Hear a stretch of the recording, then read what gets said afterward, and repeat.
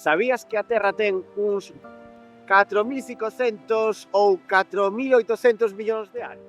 Sí, e nos seus primeiros momentos, o seu aspecto era moi diferente ao actual. Non había auga ningunha e a temperatura era tan elevada que a superficie estaba literalmente derretida e por ela corrían innumerables ríos de lava. Efectivamente.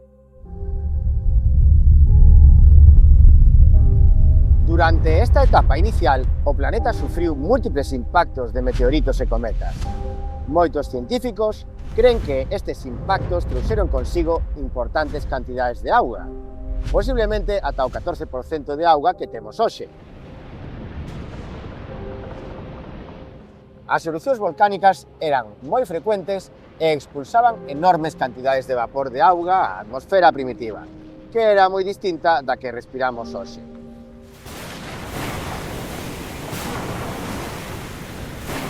Hai uns 4.000 millóns de anos, a Terra arrefriouse o suficiente para que ese vapor se condensase.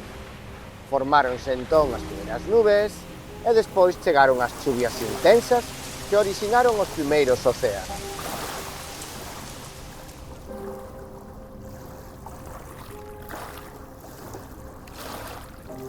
Durante moitos anos pensouse que a Terra era o único planeta con auga en todo o sistema solar.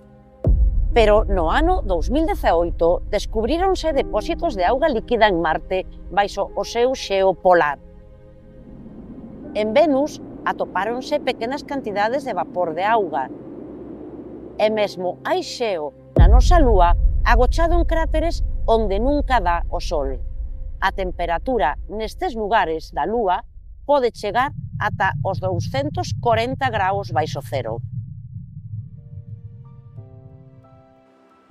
Foi nos océanos onde xurdiron os primeiros seres vivos. Eran unhas formas de vida moi simples chamadas cianobacterias, que xa facían a fotosíntese hai nada máis e nada menos que 3.600 millóns de anos.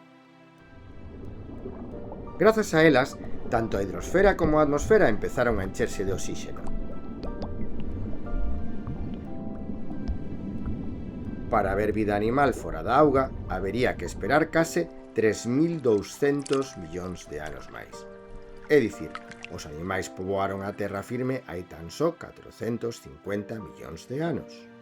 Por iso dicimos que a vida está estreitamente vencellada á auga. A historia da Terra é tamén a historia da auga. E sen ela, simplemente, non estaríamos aquí.